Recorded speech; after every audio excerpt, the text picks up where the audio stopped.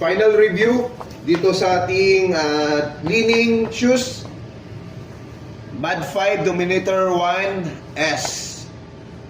So colorway is brown.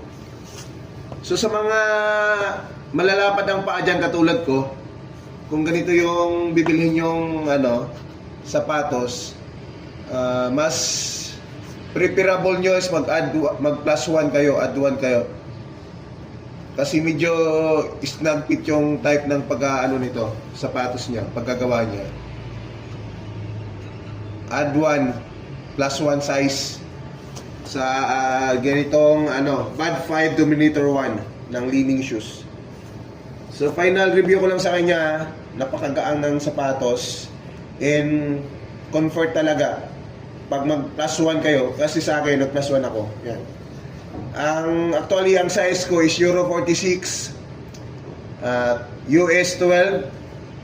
So ginawa ko dito US 13 yung binili ko. Hindi siya kahit nag long ride ka, na-try ko na siya long ride kahapon, wala akong nafe-feel na sumasakit yung pako dito, ditong banda. Kasi malapad yung pako, hindi ako narrow-footed. So wide foot ako.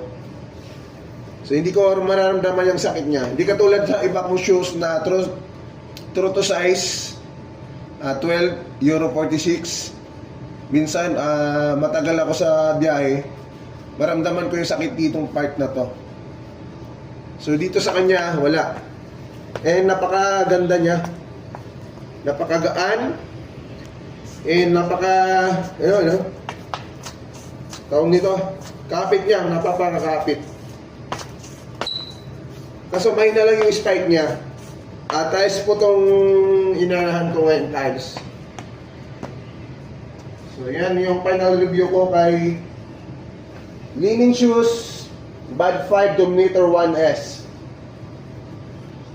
So ang link nasa comment section, ilagay ko dyan, and marami pa itong colorway ha.